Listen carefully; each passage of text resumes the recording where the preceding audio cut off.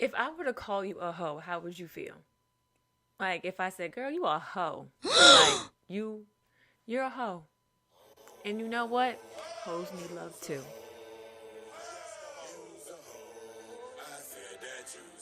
Now, when you think of hoe, it automatically brings up a feeling of like, that's not a good thing. That's not a term of endearment. Why would you call me a hoe? But this hoe that I'm talking about, maybe you can relate to. So when I say, oh girl, you a hoe, you're going to say, yeah, I am. This is nasty talk. So everybody hears hoe and think it's disrespectful. But what if I said that hoe is not what you think it is? It stands for hurt, overlooked, and exploited. People don't just wake up reckless. They get wounded, they get ignored, they get used, and then they get blamed for how they survive. So yeah, hoes need love too. Not excuses, not labeling, but healing. We are both hoes in this life. We've all been hurt, we've all been overlooked, and we've all been or felt exploited in one way, shape, or form. Let's talk about it really quickly, okay? We've all been hurt. Being hurt, it's inevitable. Whether it's some type of emotional neglect, some type of betrayal, trauma, or any unhealed pain. Are you with me? We've been overlooked, felt invisible, even in our own home, in relationships, in childhood, or being seen only when you can offer something. And then the attention starts to feel like love. Exploited, being used for your body, your time, your energy, your loyalty, being chosen when it's convenient. People don't just act out, they get it from somewhere. Let me talk about myself for a second, I guess. When I looked confident on the outside, but inside I was empty. Going into college, like, I came off as confident. I asked my friends, I'm like, rewind. I asked my friends, like, what do you, when people see me, when you see me, what do you see? They were like, and I asked a dude because dudes were not trying to talk to me. And I wanted to know why. Did I have the RBF, the resting or face? Did I have that? But he said it was the way that I carried myself. It was like no nonsense. So if anyone was trying to come at me, they had to come correct. And I said, oh, okay. Meanwhile, I was feeling some type of way. I was feeling insecure because I wasn't getting any male attention. Like, that's a real thing that happened. I was super tall, super skinny, super no boobs, had a little booty in my head, depending on the angle and what day it was. Like, I don't know. But I felt overlooked. And I was hurt. And then, like, the dudes that were trying to talk to me, I felt like they wanted to exploit me. Leave me alone.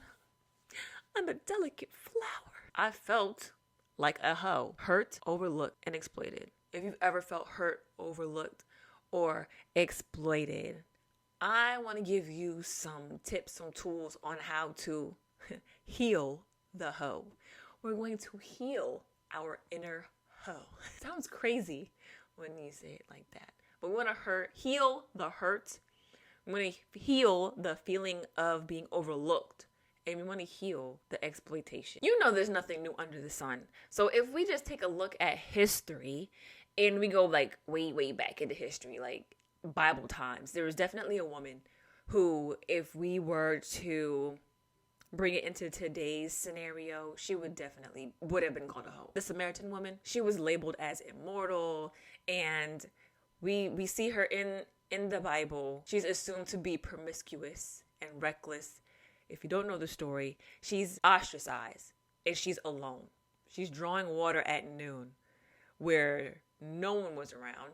That's not the time that we draw the water. She was embarrassed. She was reduced to her relationship history instead of her humanity. Yeah, she definitely would have been considered a hoe in this day and age. And I'm not talking about the hoe as in the hurt, overlooked, and exploited. I'm talking about like an actual gets around hoe. But you know what I love, and this is something that we can all learn from. We can learn from the example of Jesus and how he responds to her.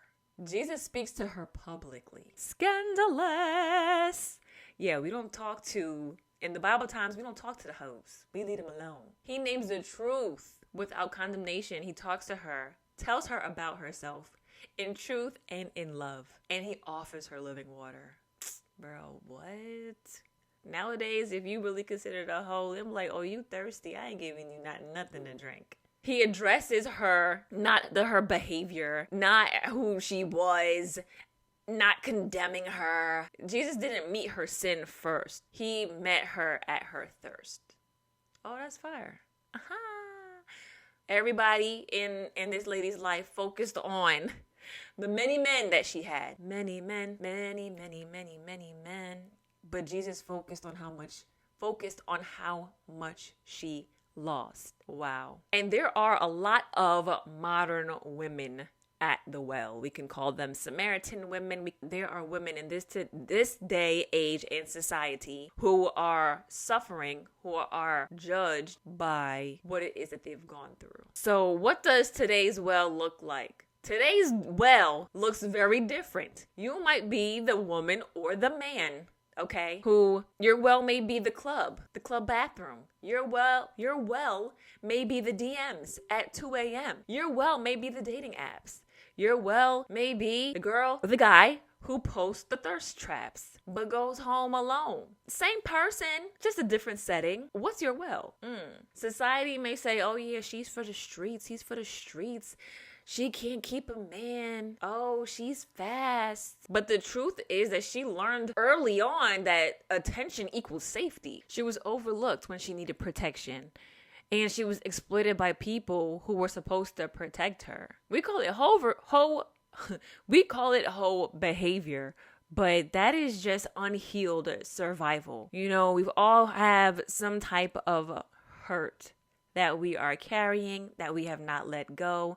It could have started from childhood. We may have had daddy wounds, some betrayal and trauma, you know, being overlooked, ignored when you ask for more, being praised for being low maintenance instead of being loved, or exploited, used for sex and emotional labor, and being promised commitment but given convenience. So the lady at the well, if you don't know, she went to the well at noon. It was a time where there was no one there because she didn't want to be ridiculed. She didn't want to hear people talking about her or whispering and things about her and her past and her current situationship. If we bring it in to today, she scrolls at night to avoid the silence. If that's you, can you relate? There's a thirst there. There are wounds. And there's a need for love. What I love about Jesus is that he didn't ask for her to fix her reputation. He offered her something deeper than attention. He offered her healing. And so if Jesus can meet her with compassion instead of condemnation, maybe we should stop calling people hoes and start asking them, who hurt them? Who hurt you? Who ignored you? Who betrayed you? And then just listen. It never hurt to just listen to someone. And so if you're in that situation and someone's calling you a hoe, oh no, it's a new year. We're not that promiscuous hurt person. We gonna turn it around. We not the hoe, but we're the hoe. We're going to be healing over everything, okay? Healing is a top priority. You are a priority. And so, yes, we may have some wounds, some scars, but we're still here. You're still watching this video. You're still here, okay? Period. So, yeah, we may have some hurt that we have to overcome. We may have been overlooked. We may have been exploited. But that's not where the story ends because we are healing over everything. I hope this episode encouraged you. And if you have any questions, Nasty Talk Q&A, please feel free to send them in, subscribe, and all that good stuff if you like. And as always, stay nasty, y'all.